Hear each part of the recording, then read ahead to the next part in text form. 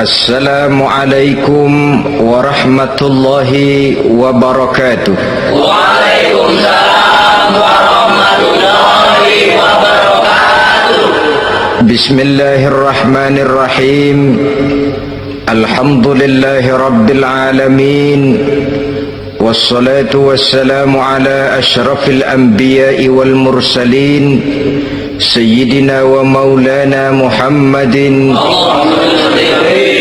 wa ala alihi wa ashabihil mujahidin at-tahirin. Amma ba'du, subhanaka la ilma lana illa ma 'allamtana innaka antal alimul hakim. La hawla wa la quwwata illa billahil aliyyil azim. Saudara-saudara kaum muslimin, terutama adik-adik para remaja dan pemuda yang saya cintai, apabila seseorang akan membangun rumah, tentu saja dia akan mengadakan beberapa pilihan. Sejak dari memilih lokasi di mana rumah itu akan didirikan, sampai kepada menentukan bahan-bahan kualitas yang akan dipakainya, sampai kemudian kepada wujud dan bentuk rumah yang akan ditinggalinya. Demikianlah bahwa untuk membangun sebuah rumah yang hanya untuk menaungi kehidupan di dunia ini, kita mengadakan berbagai macam pilihan. Apalagi kalau kita akan membangun sebuah rumah tangga yang kita harapkan tidak hanya akan menaungi kehidupan di dunia ini, tidak hanya untuk kepentingan kita saja, tetapi juga untuk kepentingan anak cucu kita di belakang hari, termasuk sampai kepada hari akhirat nanti. Oleh karena itu, pada pertemuan kali ini, saya hanya ingin khusus berbicara kepada adik-adik remaja dan para pemuda, bagaimana sebaiknya memilih jodoh menurut ajaran agama Islam.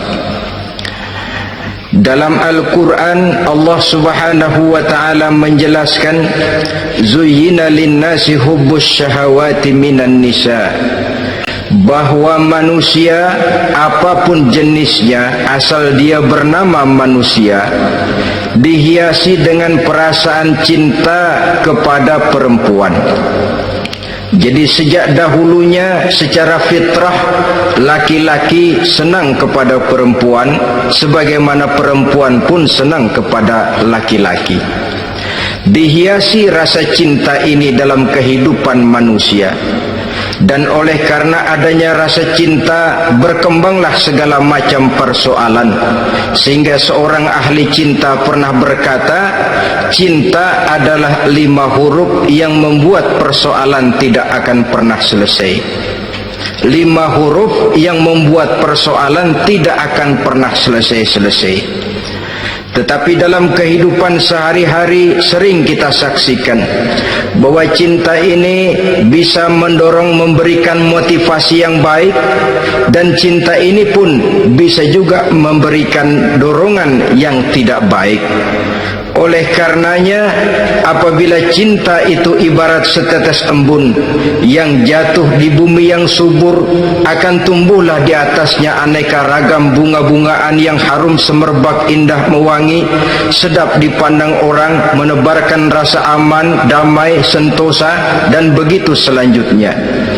Tapi jika cinta itu jatuh di hati yang gersang dan tandus, tidak ada yang akan dapat tumbuh di sana selain sirih memanjat batu, kuning daunnya, lemah gagangnya, maka cinta yang semacam itu tidak akan memberikan dorongan positif kepada seseorang di dalam kehidupannya. Maka lebih dahulu kita akan membicarakan cinta dalam artian yang positif ini, untuk nanti sampai kepada perempuan yang bagaimana yang harus kita cintai, atau laki-laki yang bagaimana yang harus dicintai oleh seorang perempuan. Saudara hadirin yang saya hormati, cinta dalam artian yang positif, pertama, dia selalu mendatangkan keindahan. Yang kedua, cinta itu memberikan energi atau semangat untuk berjuang. Dan yang ketiga, cinta itu selalu membawa resiko dalam bentuk pengorbanan. Maka cinta yang positif pertama melahirkan keindahan. Disinilah orang memerlukan filter atau saringan, sebab keindahan yang didasarkan karena cinta itu merupakan satu keindahan yang relatif saja. Boleh jadi karena indah orang jadi cinta, boleh juga jadi karena cinta segala sesuatu terasa jadi indah. Namun bagaimanapun juga, kalau hati sudah diliputi oleh rasa cinta, segalanya akan terasa menjadi indah. Cinta itu adalah keindahan. Yang kedua, cinta itu energi, melahirkan dorongan dan semangat. Yang lemah bisa menjadi kuat, yang takut bisa menjadi berani, yang jauh jadi terasa dekat. Itu semua karena dorongan cinta. Dan dari energi ini lahirlah yang ketiga, bahwa cinta adalah pengorbanan. Sehingga orang berkata, berani bercinta artinya harus berani berkorban. Takut berkorban, jangan bercinta. Kalau cinta ini kita salurkan kepada nilai-nilai agama umpamanya, yang pertama, cinta mendatangkan keindahan. Kita cinta kepada agama, maka apapun yang diperintahkan oleh agama akan terasa menjadi indah. Solat akan terasa menjadi indah, puasa terasa menjadi indah, zakat terasa menjadi indah, jihad pun akan terasa menjadi indah. Persis kalau kita cinta kepada seorang gadis. Jika kita cinta kepada seorang gadis, apanya saja akan kelihatan menjadi indah. Jalannya terasa indah, lenggang-lenggoknya terasa indah, suaranya merdu padahal cemprengnya bukan main. Seluruhnya akan mendatangkan keindahan karena dasarnya sudah cinta. Cinta membawa kepada keindahan. Yang kedua, cinta itu melahirkan energi. Orang yang cinta kepada agama akan lahir tenaga dan semangatnya melaksanakan ibadah, melaksanakan puasa, melaksanakan zakat, melaksanakan solat, melaksanakan haji, bahkan melaksanakan jihad sekalipun. Cinta selamanya menimbulkan energi dan semangat. Sama saja dengan kita apabila jatuh cinta kepada seorang gadis, walaupun rumahnya jauh, katanya, gunung pun akan kudaki, lautan pun kuseberangi. Untuk apa itu? Untuk menemui apa yang kita cintai. Cinta selamanya melahirkan energi. Capek tidak terasa, lelah tidak terasa, semuanya tertutup oleh keindahan yang bernama cinta. Lalu yang ketiga, cinta membawa pengorbanan.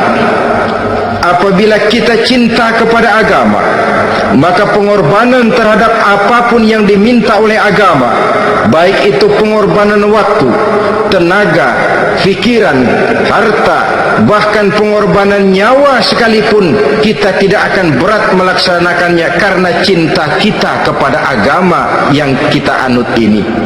Demikian juga cinta kita kepada seorang perempuan akan membuat kita rela berkorban. Apapun yang dia minta, jangankan kita tidak mampu, jangankan kita mampu, kita tidak mampu sekalipun, kita masih berusaha untuk mampu guna memenuhi tuntutan si buah hati belahan jantung. Kadang-kadang malam minggu si doi ngajak nonton, umpamanya duit tidak ada, gajian belum, kerja enggak, timbullah inisiatif, entah sepatu kita jual ke tukang loa, entah celana mampir dulu ke tempat lain. Yang penting kita berkorban untuk memenuhi permintaan si buah hati belahan jantung. Ketika itu pengorbanan sudah tidak kita rasakan lagi. Bahkan pengorbanan yang paling pedih sekalipun, dalam gurau, dalam bercanda misalnya, dicubit kita oleh kekasih kita, pedih bukan main, terkelupas kulit, mengalir darah, bukan nangis, nyengir. malah kadang-kadang minta tambah dicubit lagi. Itulah romantikanya cinta, sanggup membuat orang berkorban, melahirkan energi dan semangat, menambah keindahan dalam kehidupan, sepanjang dia dalam artian yang positif. Kalau demikian masalahnya, di dunia yang penuh dengan perbenturan nilai sekarang ini, orang sering salah jalan bagaimana memilih jodoh untuk membangun rumah tangga yang bahagia. Jangan lupa bahwa membangun rumah tangga ini bukan hanya untuk 1-2 bulan, bukan hanya untuk 1-2 tahun, bahkan bukan cuma untuk kehidupan dunia, lebih daripada itu pun untuk menunjang kebahagiaan di akhirat. Oleh karenanya, memilih jodoh bukan satu hal yang mudah, bukan satu hal yang bisa dilaksanakan sambil lalu, tetapi memerlukan penelitian, memerlukan pengamatan yang mendalam.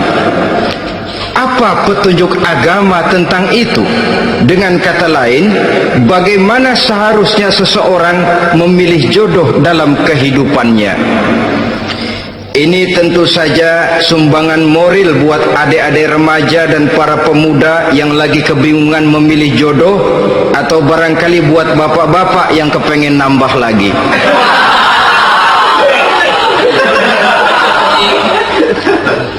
Mohon maaf kepada ibu-ibu, saya tidak menganjurkan, cuma ngajarin. Yang pertama, menurut Nabi, nikahilah perempuan itu karena rupanya, karena hartanya, karena keturunannya, dan karena agamanya. Ada 4 motif utama di sini. Pertama, memilih jodoh, lihatlah rupanya. Lagian siapa yang kepengen dapat jodoh rupanya nggak karu-karuan? Cari rupa yang cantik, indah, dan menawan. Namun jangan lupa, saya katakan di zaman di mana sering terjadi benturan nilai seperti sekarang ini, orang sulit untuk mendapatkan keaslian.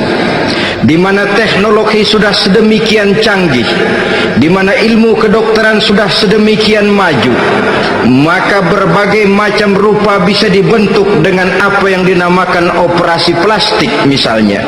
Yang pesek bisa dibikin mancung, kuping yang kelebaran bisa dibikin sedang, pipi yang kembung sebelah bisa dibikin rata, janggut yang tidak menarik bisa dibikin bak lebah bergantung katanya.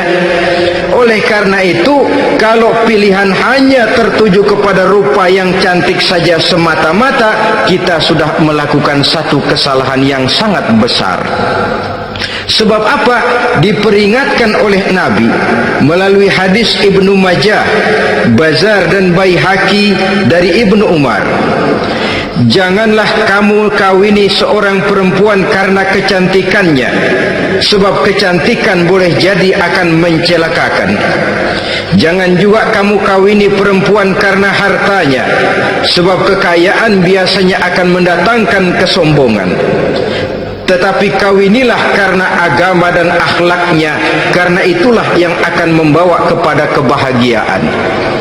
Saudara-saudara kaum muslimin, terutama adik-adik remaja dan para pemuda, dikala usia puber, apalagi mata baru terbuka, awal balik namanya, remaja sering kehilangan filter. Pokoknya asal lihat rupa yang sudah lemot, denok, geboy, pikiran pun hanyut, malam terkenang, siang terbayang, tidur tak nyenyak, makan tak enak katanya, selalu terbayang wajah si doi. Dikala itu orang kehilangan pertimbangan bahwa rupa yang cantik kadang-kadang sering menipu. Diriwayatkan oleh Imam Ibnu Abbas, satu hari ketika sedang kumpul dengan para sahabat, lewatlah orang dengan potongan potongan orang kaya. Kelihatan kan, orang kaya sama orang miskin jalannya aja lain kan.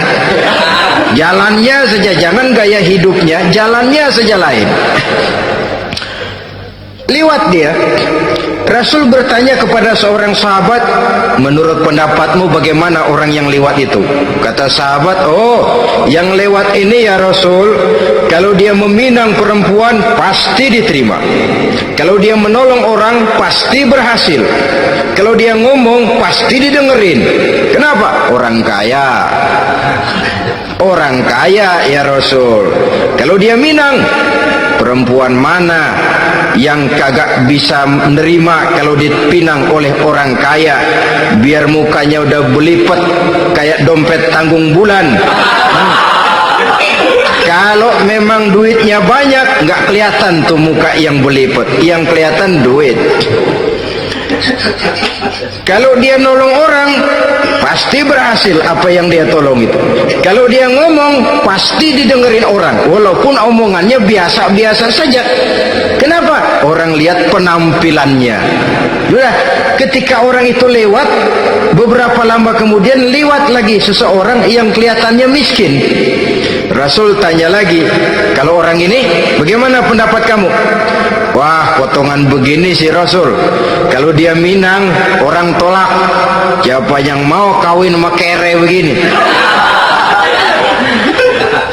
Kalau dia nolong orang pasti nggak berhasil. Kalau dia ngomong kagak bakalan ada yang mau dengerin. Siapa yang mau dengerin orang susah ngomong? Setelah orang itu lewat, apa kata Rasul? Orang yang terakhir yang lewat ini, yang barusan lewat, jauh lebih baik dari yang pertama yang lewat tadi. Jauh lebih baik. Maksud dari ucapan ini, Rasul sebenarnya mendidik para sahabat jangan tertipu oleh penampilan. Sebab penampilan tidak selamanya mencerminkan keaslian. Apalagi di zaman sekarang, salon di mana-mana bejibun. Alis mata bisa dibikin, pipi bisa dicat, yang pinggir kuning, yang tengah merah, di sebelah merah ada yang kehitam-hitaman, persis orang kepentok tiang listrik.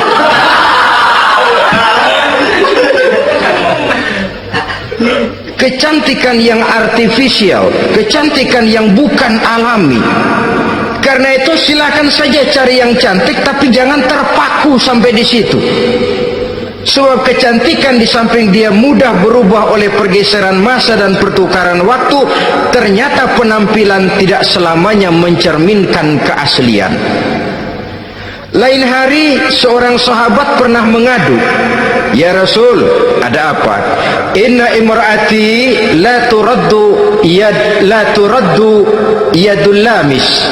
Ya Rasul, istri saya tidak pernah menolak tangan orang laki yang menjamahnya, mengajak salaman kepadanya. Apa jawab Rasul? Ceraiin aja. Tapi hati saya berat ya Rasul, saya cinta betul sama dia. Ya kalau hatimu berat, jaga dia baik-baik. Nah, dari riwayat ringkas ini kita ambil satu perbandingan.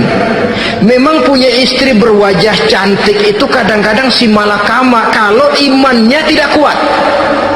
Si malakama. Kita diemin aja, binal, makan hati, nggak aman, nggak tentram. Jangan-jangan saya berangkat ke kantor, dia ngompreng. Buah si malakama seperti orang tadi, ya Rasul, istri saya kelihatannya sebenarnya tidak negatif maksudnya ini, cuma bersalaman tapi terlalu ngobrol. La turaddu yadul lamis, tidak pernah menolak orang yang ngajak salaman, ya sekedar salaman. Tapi kan awalnya dari salaman, kalau sudah salaman kan strum bisa ngederdet dari tangan situ. Kata Rasul sederhana saja, ya kalau memang begitu ceraiin. Saya nggak kuat Rasul, saya cinta betul sama dia. Kalau kau tak kuat berpisah dengan dia, jagalah dia baik-baik. Ajar, didik, tanamkan rasa keagamaan di dalam hatinya. Saudara-saudara kaum muslimin, jadi rupa yang cantik tanpa didasari oleh nilai-nilai agama akan membuat seorang suami di rumah tangganya seperti si malakama. seperti berhadapan dengan buah simalakama kalau tidak diiringi dengan nilai-nilai moral yang luhur dan bekal agama yang tangguh.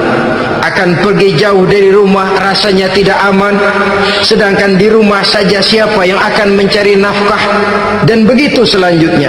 Orang tadi jelas berhadapan dengan buah simalakama, didiamkan makan hati. Sebab maaf, kalau seorang suami sudah tidak punya rasa cemburu terhadap istrinya, itu kan yang disebut dayus. Dan dayus itu jangankan masuk surga, bau surga saja dia tidak dapat. Tapi cemburu dalam artian bukan cemburu buta, cemburu dalam artian yang wajar. Dia cemburu, akan dikerasi takut kalau istrinya minta cerai, sedangkan dia cintanya sudah kadung medok bener. Si malakama jadinya. Nah, ini juga satu riwayat yang memberikan gambaran kepada kita pilihan. Silakan cari rupa yang cantik saja, cari yang cantik. Tapi kalau itu dijadikan motif utama tanpa dasar-dasar agama, saya khawatir nanti rumah tangga kita akan berhadapan dengan buah simalakama. Jadi adik-adik remaja, usaha, ikhtiar, cari yang cantik, yang kira-kira nggak bosenin, supaya kita betah tinggal di rumah, supaya kita merasa ada tempat berbagi rasa, ada tempat kita bernaung. Sebab kalau nyari bini sebini-bininya mah, ya jodoh di tangan Tuhan, kagak usah nyari juga ntar datang diri umpamanya. Iya, kalau yang datang peot. Orang harus berusaha, walaupun pada akhirnya jodoh toh memang ditentukan Allah. Kan 3 hal yang kita tidak bisa menentukan itu katanya. Maut, rezeki, jodoh. Itu yang masuk mysterious problem. Problem yang misterius. Maut, misterius. Kapan kita mati, kita sendiri tidak tahu. Tahun depan, 50 tahun lagi, 100 tahun lagi, tidak pernah seorang pun diberitahu. Tapi yang pasti dia bakal datang. Kapan dan di mananya kita tidak tahu. Bisa di rumah, bisa di masjid, ya alhamdulillah. Bisa di majelis taklim, syukur. Bisa di medan perang membela agama, bagus. Pasti dia akan datang. Maut, mysterious problem, sesuatu yang kita tidak tahu kapan datangnya. Rezeki gitu juga, sehingga orang sering bilang rezeki katanya kayak bayangan.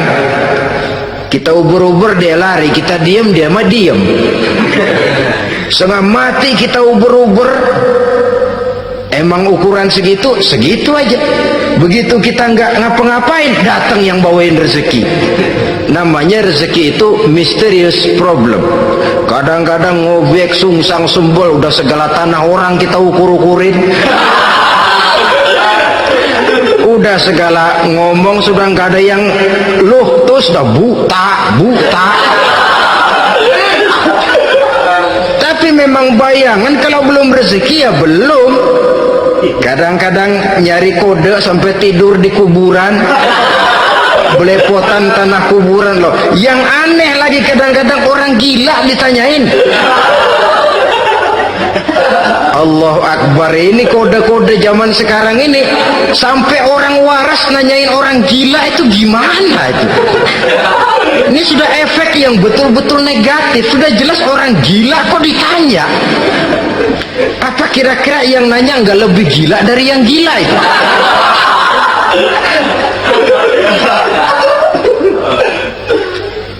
Saudara-saudara kaum muslimin, terutama adik-adik remaja dan para pemuda, jadi silakan saja cari rupa yang cantik, karena dia akan jadi tautan hati, buah hati belahan jantung, tempat kita berbagi rasa, tempat kita pulang dan tinggal di rumah tangga kita.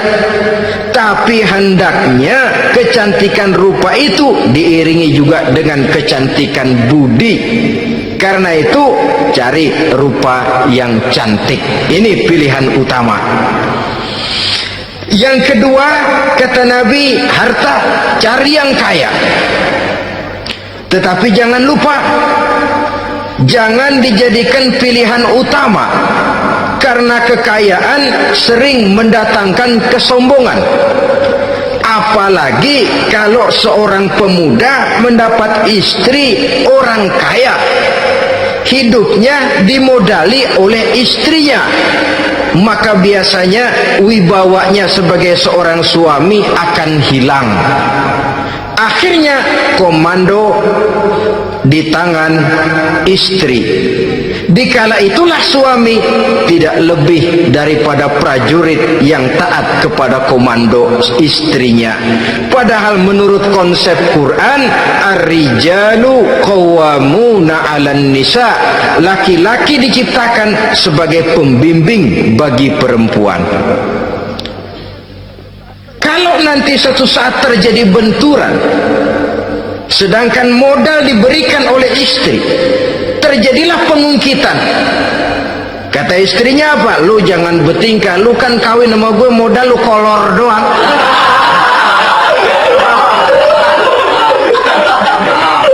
Kalau sekarang bertingkah, silakan keluar rumah, bawa seperti engkau datang dulu, jangan bawa apa-apa, pergilah seperti engkau datang dulu kemari. Hilanglah wibawa seorang suami. Suami kalau udah digentak sama istri begitu, lempuruk kayak ayam sampar. Di mana lagi letak wibawanya? Harta sering mendatangkan kesombongan. Oleh karena itu, walaupun diperintahkan cari yang keturunan orang kaya, tapi maksudnya jangan dompleng. Sebab kepribadian seorang suami akan ditentukan oleh sifatnya sendiri. Keberadaannya ditentukan oleh karya dan perbuatannya sendiri. Itulah yang akan menampilkan kepribadian dia dalam kehidupan di masyarakat ini. Saudara-saudara kaum muslimin, terutama adik-adik remaja dan para pemuda, kan kadang-kadang di zaman sekarang kan kelas-kelas gigolo, playboy ya, nyari tante-tante kesepian, mejeng-mejeng di pinggir-pinggir jalan dengan harapan apa? Ya barter lah, tukar tambah, supaya dapat rokok, dibelikan pakaian, motor dan sebagainya. Tapi yang jelas hilang harga diri sebagai laki-laki, dan itu yang paling mahal. Kalau seorang laki-laki sudah kehilangan harga diri, apalagi yang bisa dibanggakan dalam kehidupan ini? Apa artinya naik mobil kalau kepala tertunduk ke bawah? Apa artinya jalan di tengah masyarakat kalau kita tidak bisa menengadah dengan satu kebanggaan? Hilangnya harga diri merupakan kehancuran awal dari sebuah pribadi yang untuk jangka panjang kita tidak akan bisa lagi berbuat banyak. Tanpa harta orang memang sulit untuk bahagia, tapi harta semata-mata bukan merupakan jaminan bahwa orang lantas akan bahagia. Saya barangkali harus berkata, banyak orang miskin yang kaya, tapi tidak sedikit orang kaya yang miskin. Saya ulangi ini, banyak orang miskin yang kaya, tetapi tidak sedikit orang kaya yang miskin. Nah, bagaimana pengertiannya? Orang miskin yang kaya, materinya sederhana, peralatan rumah tangganya sederhana, tapi hatinya kaya. Oleh karena hatinya kaya, jiwanya lapang. Sebaliknya, orang kaya yang miskin, di tengah kelimpahan materi yang berlimpah, segalanya serba ada, hatinya yang miskin. Kelimpahan materi tidak akan sanggup mengobati kemiskinan hatinya. Sehingga di tengah kehidupan yang serba ada, dia masih merasa kurang, maka dia tidak pernah cukup. Di tengah kemilauan dan gemerlapan serta glamornya rumah mewah, dia merasa hidup di tengah gurun pasir yang gersang dan tandus. Karena itu, biarlah miskin harta tapi kaya budi, daripada kaya harta tapi miskin budi. Lebih utama lagi kaya harta, kaya budi, itu idealnya. Dasar pilihan ketiga sesudah rupa dan harta menurut Nabi, keluarga. faktor keturunan sangat menentukan. Pepatah mengatakan buah apel akan jatuh tidak terlalu jauh dari pohonnya. Biasanya kalau bapak kalong anak kampret, bapak nyolong anak nyopet, itu fotokopi. Saudara-saudara, sungguh pun demikian, faktor keluarga bukan merupakan yang paling dominan, karena segalanya memang bergantung kepada hidayah dari Allah Subhanahu wa ta'ala. Kalau hidayah datang, bisa saja anak maling bisa jadi kiai. Kalau hidayah datang, bisa saja anak nabi malah ikut bersama orang-orang kafir. Pada akhirnya orang mau besar atau tidak bukan dengan jalan menyempeng kepada keturunan orang lain, tapi ditentukan oleh kepribadian dirinya sendiri. Tidak bisa kita menjadi besar dengan menyebut kebesaran orang lain. Itu sebabnya dicontohkan oleh Imam Ali pada saat beliau berkata, laisal fata may yaqulu kana abi walakinnal fata may yaquluha anadha. Anak muda yang gentleman adalah anak muda yang berani berkata, inilah saya, bukan anak muda yang membanggakan leluhurnya. Ini kan zaman sekarang ini lagi ngetop-ngetopnya lagu-lagu cengeng katanya dah. Sebenarnya menurut saya bukan cuma lagu cengeng yang jadi masalah. Lagu cengeng cuma satu efek dari sikap yang lebih utama dari itu, yaitu mental cengeng. Kalau mental sudah cengeng, apapun yang kita lakukan akan jadi cengeng. Tidak cuma lagu, kebudayaan yang lahir akan kebudayaan cengeng. Jadi pengusaha cengeng, jadi pejabat cengeng, jadi kiai cengeng. Kenapa? Mental cengeng. Di antara mental cengeng itu apa? Mengandalkan fasilitas atasan. Kalau tidak ada fasilitas dari atas, lantas tidak bisa berbuat apa-apa, cengeng. Menjadi besar bukan karena karier pribadi, tapi karena nasib katrolan. Itu pun termasuk mental cengeng. Sedikit gagal, bagaimana sedikit jalan buntu, sedikit deadlock, lu ngapain lu melulu? Saudara hadirin yang saya hormati, jadi lebih penting dari sekedar lagu-lagu cengeng, saya malah lebih suka bicara mental cengeng ini. Mental yang cepat putus asa, mental yang tidak mau mengeluarkan usaha maksimal, mental yang hanya mengandalkan fasilitas, sedangkan pribadinya tidak lebih daripada pribadi sumuhun dawu, pribadi kulonuwun, pribadi kumaha juragan wae, pribadi oke bos, pribadi asal bapak senang. Bukankah itu semua merupakan cermin dari mental-mental yang cengeng, yang untuk jangka panjang tidak akan pernah menguntungkan daripada pembangunan bangsa dan negara yang kita cintai ini. Seseorang mau besar atau tidak bukan dengan jalan menyempeng kepada kebesaran orang lain. Bahkan Syauqi dalam sebaik syairnya yang lebih tegas mengatakan,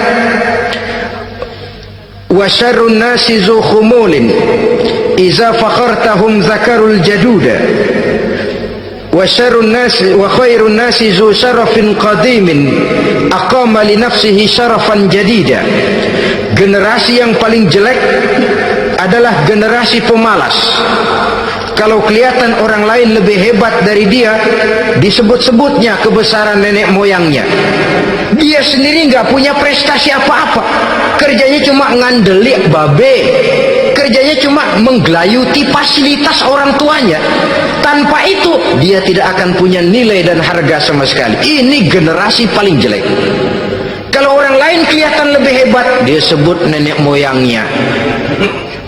Lo sih belum apa-apa, lo baru kopral lo. Engkong gua no, komandan Hansip. Engkongnya yang disebutin. Dia sendiri tidak punya prestasi apa-apa. Jadi silahkan saja cari gadis dari keturunan keluarga yang baik-baik, tapi jangan jadikan tendensi utama, jangan dengan niat untuk menyempleng kepada kebesarannya, tapi paling tidak dengan niat agar mudah-mudahan dari benih yang baik ini akan lahir keturunan-keturunan yang baik pada akhirnya nanti. Itu yang kita harapkan. Bukan lalu dengan pertimbangan, weh, mertua gue bos nih, kali aja begitu gue kawin dia mampus. Ini semua warisan kan jatuh kemari semua. Kalau itu niatnya sudah jelas salah. Kita mencari perempuan dengan keturunan-keturunan yang baik dengan berharap agar anak-anak kita nanti yang akan merupakan benih cucunya akan melahirkan kebaikan-kebaikan seperti leluhurnya dulu. Saudara, pilihan yang keempat kata Nabi, agama. Ini yang paling inti. Kenapa? Agama itu motivasinya moral. Di sini segalanya ditentukan. Rupa yang baik, harta yang banyak, keluarga yang luhur. Kalau sudah dilandasi oleh agama yang rapuh, bahkan tidak beragama sama sekali, ketiga hal di atas tadi hanya akan mendatangkan malapetaka. Sekarang kan kita tertipu oleh penampilan, padahal penampilan belum tentu kenyataan. Di jalan-jalan kita akan lebih terpesona melihat gadis pakai miniskirt di atas lutut ketimbang kita melihat gadis-gadis yang pakai jilbab. Kalau sudah pakai jilbab keliwat, yang usil banyak banget, bau sorga nih. Bau sorga katanya. Tapi kalau sudah yang pakai miniskirt itu yang lewat, itu dari ujung ke ujung mata kagak mau kedip, laler nempok di mata kagak dirasain. Kita terpesona oleh penampilan zahir, padahal penampilan belum tentu memantulkan hal yang sebenarnya. Tapi memang itulah watak manusia. Watak manusia, saya katakan manusia tanpa kecuali. Tetapi bergantung kepada pemikiran jangka pendek atau jangka panjang. Kalau jangka panjang yang kita pikirkan, ya tentu kita tidak akan mudah terpesona oleh hal yang zohir. Sampai-sampai Quran sendiri mengatakan budak yang hitam legam tapi beriman itu lebih baik daripada orang-orang musyrik walaupun cantik, denok, lemot, geboy. Ada lagi nggak bahasa yang lebih dari itu? Cantik, denok, lemot, geboy, bahenol, nerkom, tapi kafir masih lebih baik budak yang hitam legam sekalipun kalau dia beriman. Kenapa? Rumah tangga untuk jangka panjang. So itu Islam tidak membolehkan kawin campuran dengan lain agama. Walaupun ada ayat yang mengatakan boleh kawin dengan ahlul kitab, tapi sebagian mufassir menjelaskan bolehnya kawin dengan ahlul kitab itu dalam kondisi darurat. Dalam kondisi normal tidak bisa. Kenapa? Kalau sudah berlainan agama akan terjadi kerancuan rumah tangga untuk jangka panjang. Bagaimana membina dalam keharmonisan di rumah tangga, bagaimana nasib anak-anak nanti. Kadang-kadang ada keluarga, kami sih keluarga modern, anak-anak kami berikan kebebasan untuk milih agama apa saja. Bapaknya Islam, istrinya Kristen, anaknya ada yang Hindu, Buddha. Bagus nih, keluarga pecel namanya. Bagaimana keluarga modern bisa seperti itu? Padahal seorang suami bertanggung jawab di hadapan Allah. Dia akan ditanya tentang istrinya, dia akan dimintakan pertanggungan jawab tentang anak-anaknya. Kalau istri kita berlainan agama, mungkin terjadi pengkaplingan. Pokoknya kalau anak perempuan ikut ibu, anak laki ikut bapak. Administrasi dunia bisa begitu, tapi akhirat pertanggungan jawab di hadapan Allah. Bisakah kita? Sorry aja Tuhan emang janjinya begini. Saudara hadirin yang saya hormati, oleh karena itu budak legam hitam kalau beriman masih lebih baik daripada orang-orang yang tidak beriman walaupun cantik dan mempesona. Kenapa? Ini faktor agama. Ya buat 1-2 bulan bisa terwujud rumah tangga yang tentram. 2-3 tahun mungkin masih bisa bertahan, tapi sampai kapan? Sampai kapan itu akan terwujud? Pada akhirnya akan muncullah dilema yang akan sulit buat diatasi. Oleh karenanya motif agama dijadikan stres oleh Nabi. Fasfar bizatiddin taribat yadak. Pilih agama sebagai titik sentral, sebagai pilihan utama. Kalau agamanya kuat, walaupun rupanya sederhana, tapi karena nilai agamanya kuat, dia bisa menyenangkan hati suaminya. Dia bersolek untuk kepentingan suaminya. Dia taat kepada suaminya. Harta, dia anak orang kaya untuk membantu perjuangan suaminya. Tapi kalau tidak ada modal agama, rupa yang cantik bisa menyengsarakan suami. Apalagi kalau suami kere, istrinya sudah cantik, kaya ataupun tidak kaya, kadang-kadang udah suaminya suruh ngempuk di rumah bininya yang kerja. Ya kalau kerja mendingan kalau dikerjain itu.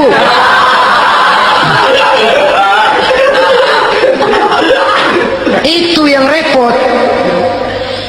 Saudara hadirin yang saya hormati, dan ini bukan 1-2 kasus. Alangkah malangnya kalau sudah terkena hal seperti itu. Akhirnya seperti pengaduan sahabat kepada Rasul tadi. Mau diceraiin, cinta saya udah medok benar Rasul. Enggak diceraiin, hati saya ngebet, pegel. Si malakama akhirnya. Jadi oleh karenanya agama, kalau dia cantik, walaupun miskin, agamanya kuat, dia bisa memelihara kehormatan diri. Dia kaya, agamanya kuat, hartanya disalurkan di jalan Allah. Karena itu agama jadikan pilihan utama. Dan ukuran agama itu bukan cuma jilbab loh. Ya kadang-kadang ada juga yang jilbabnya nggak pernah lepas, tapi kadang-kadang akhlaknya lebih binal dari yang keribo. Ada cuma sekedar kamuflase saja, itu pun penampilan, sekedar penampilan saja. Cuma dari segi aurat ya memang lebih baik dan lebih utama, dan saya kira lebih mengundang penasaran toh. Duren kalau udah dibuka kan kelihatan isinya, ya emang udah begitu, udah. Tapi kalau masih rapat, itu yang rasanya kita pengen buka. Timbul tantangan, gue pengen tahu isinya. Rasanya juga begitu. Sama saja dengan baju, kalau dibungkus rapat di plastik, ditaruh di etalase, adanya di toko mau serba ada, tahu kita barang mahal nih. Biar punya duit, kita mau nawar ragu-ragu, takut nggak cukup. Tapi kalau barang sudah dibuka di jalanan, diobral di pinggir jalan, murahan 1.003 masih dicampur odol.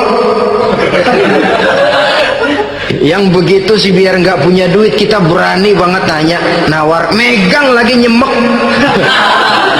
Berduit nih bang. Kenapa? Barang sudah terbuka. Jadi saudara-saudara, syukur kalau keempat-empatnya ini jodoh terkumpul dalam jodoh yang saudara cari. Sudah rupanya cantik, kaya, keturunan orang baik-baik, agamanya kuat. Nah, surga dunia tuh.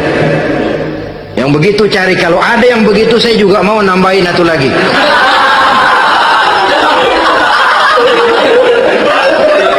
Tapi yang kumpul keempat-empatnya ini terus terang saja langka. Makhluk langka ini. Kadang-kadang cantik, kaya, keluarganya hebat, agamanya nol, akhlaknya kayak setan. Tapi yang paling celaka kalau empat-empatnya kagak ada. Rupanya jelek, melarat, bapaknya biang maling, kagak beragama lagi. Apanya yang mau dipilih? Mampus saja mendingan. Sudah nggak ada pilihan sama sekali toh. Sudah nggak ada pilihan sama sekali. Saudara hadirin yang saya hormati, terutama adik-adik remaja. Nah, lalu apa motivasi agama dalam pembinaan ini apa? Agama ini kan memberikan contoh bahwa perempuan yang baik itu yang kita ingin jadikan dia sebagai ideal dalam pencarian jodoh, tandanya 3. Iza ra'aitaha sarratka, kata Nabi. Kalau dipandang dia bisa menggembirakan kamu. Kan ini yang penting buat seorang suami. Kalau saudara nanti jadi suami, punya istri yang jadi partner setia mendampingi suaminya. Kalau dilihat nggak bosenin. Kenapa? Dia berdandan untuk nyenangin hati suaminya, nggak bosenin. Kan kadang-kadang ada bini kalau kita pulang demok aja fotonya.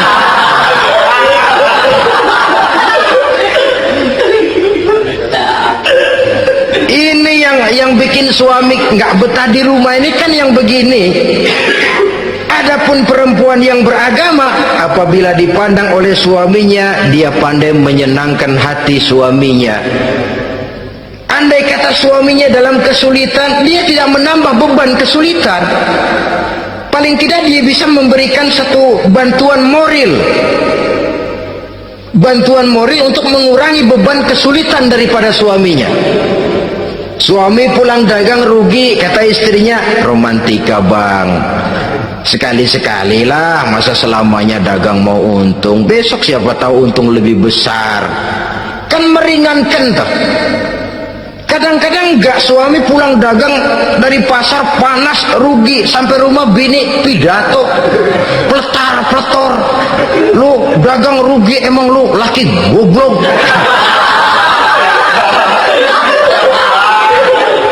Sudahlah di pasar rugi, di rumah digoblok-goblokin. Ini nanti kena penyakit broken home yang begini ini. Padahal kesuksesan di kantor, kesuksesan di pasar, kesuksesan di medan tugas selalu dimulai dari kesuksesan dan ketenangan dari rumah tangga. Dia berhias untuk kepentingan suaminya, tidak terlalu berlebihan.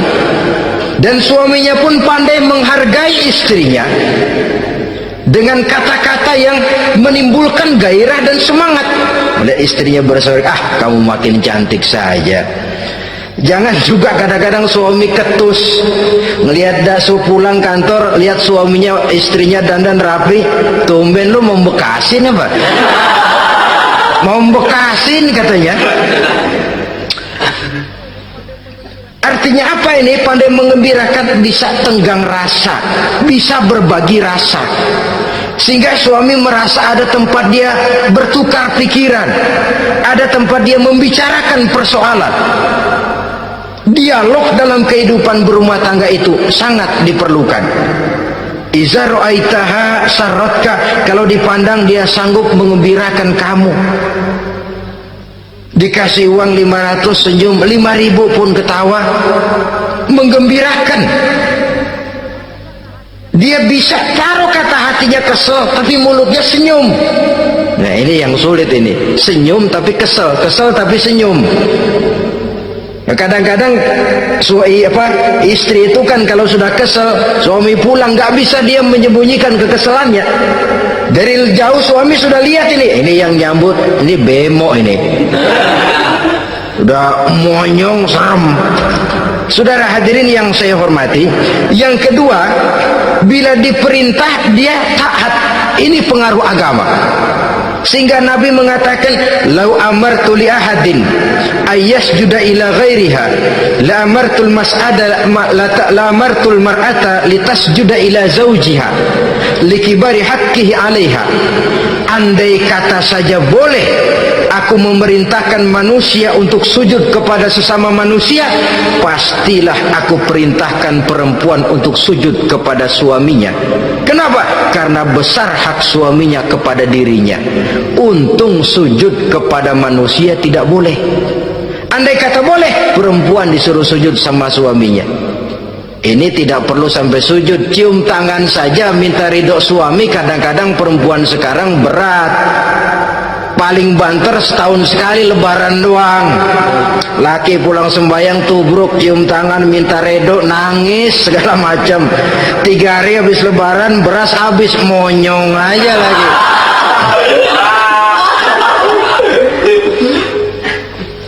Saudara hadirin yang saya hormati, Yang ketiga, akibat pengaruh agama, dia sanggup memelihara kehormatan diri dan sanggup menjaga harta suaminya. Memelihara kehormatan diri baik pada saat suaminya di rumah atau pada saat suaminya tidak ada di rumah. Satu riwayat, seorang sahabat akan pergi perang jihad di fisabilillah. Ketika mau berangkat, dia bilang kepada istrinya, saya mau berangkat perang. Kalau saya belum pulang, kamu jangan keluar rumah. Baik bang. Pergi istrinya, pergi suaminya jihad. 1 minggu, 2 minggu berlalu, belum juga pulang. Satu hari datang utusan dari rumah orang tua si istri ini. Assalamualaikum bu. Waalaikumsalam. Ada apa? Ada berita kurang enak bu, orang tua ibu sakit parah, mohon tolong ditengokin. Apa kata si istri? Maaf saja, suami saya belum pulang dari medan perang. Saya belum dapat izin keluar rumah kalau dia belum pulang. Tolong sampaikan maaf saya kepada orang tuanya. Pulanglah utusan tadi. Besok balik lagi. Bu, ada apa? Udah Senin Kemis, napasnya sudah sampai tenggorokan. Tolong tengokin buat terakhir kalinya bu. Suami saya belum pulang. Dia pesan kalau dia belum pulang saya jangan keluar rumah. Saya nggak bisa tengokin orang tua saya. Salam maaf saja. Pulang utusan itu. Besok balik lagi. Bagaimana? Sudah meninggal bu, mau dikubur. Tengokinlah buat terakhir kalinya. Suami saya belum pulang. Saya belum berani keluar rumah kalau suami saya belum pulang. Itu janji saya sama suami saya. Pulanglah utusan ini ngadu kepada Rasulullah sallallahu alaihi wasallam. Ya Rasul, ini perempuan kelewatan benar. Dari orang tuanya sakit sampai sekarat, sampai mati, sampai dikuburin dia nggak nengokin. Memangnya kenapa? Suaminya katanya pergi jihad dan suaminya tidak mengizinkan dia keluar rumah kalau si suami belum pulang. Apa jawab Rasul? Marahkah beliau? Tidak, beliau senyum. Apa katanya? Dosa orang tua yang meninggal ini telah diampuni oleh Allah karena dia punya anak perempuan yang begitu taat kepada suaminya. Allahu Akbar. Dosa orang tua yang sudah meninggal itu diampuni oleh Allah karena dia punya anak perempuan yang begitu taat kepada suaminya. Ketaatannya kepada suaminya menyebabkan dosa orang tuanya diampuni oleh Allah subhanahu wa ta'ala. Suami pergi jihad, orang tua sakit keras, tidak berani dia keluar rumah. Itu tandanya bisa menjaga kehormatan diri. Kalaupun satu saat suaminya manggil, bu tolong ambilin uang di dompet, dompetnya dibawa, bang ambil saja sendirilah, nanti salah ambil lagi saya. Kadang-kadang enggak, suaminya pergi mandi, dompet berantakan. Saudara hadirin yang saya hormati, ini motivasi agama. Jadi kecantikan zahir yang diimbangi dengan kecantikan batin oleh karena pengaruh agama tadi. Kalau sudah kemari, orang tidak perlu mikir-mikir operasi plastik, bikin yang pesek jadi mancung supaya orang tertarik, bikin belakang yang kurus jadi menarik. Tidak. Orang tidak perlu lagi pakai susuk-susukan, dipasang di bibir supaya kalau senyum orang gempor, supaya kalau ngomong orang percaya, dipakai di kuping supaya macam-macam. Tidak perlu lagi pakai jampa-jampe, pelet-peletan supaya kalau diludahin orang ngikut. Nggak perlu lagi. Kenapa? Cinta itu nature, sesuatu yang alamiah, yang tidak bisa dipaksakan. Dia kudrati, karunia dari Allah. Tidak bisa cinta dipaksakan. Kalaupun bisa, dengan ilmu pelet, oh saudara bisa membuat orang jatuh cinta, ya 2-3 hari, 4-50 hari. Kesananya apa yang akan terjadi? Kelanggengan tidak akan pernah terwujudkan. Kenapa? Keterpaksaan yang akan timbul. Dalam kondisi semacam itu, rumah tangga tidak akan mengalami ketenangan dan ketentraman. Jadi biarkan cinta berjalan secara alamiah, karena dia memang alamiah. Saudara-saudara, nah sekarang kalau sudah ketemu nih, Yang 4 tadi, rupa cantik, keturunan boleh, kaya lumayan, agama kuat. Apa yang harus kita cari? Apa yang harus kita lakukan? Apa pakai pepatah anak sekarang? Aku lihat, aku pikat, aku dapat, aku sikat, aku minggat. Bangsat.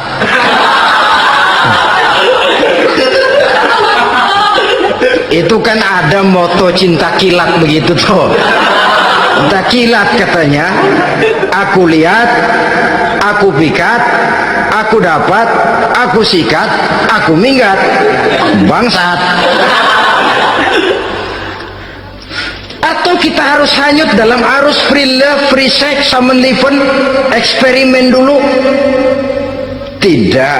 Islam menganjurkan kalau memang seret, nah ini rasanya ini nih, mantap gue nih. Apa yang diajarkan oleh Islam selanjutnya?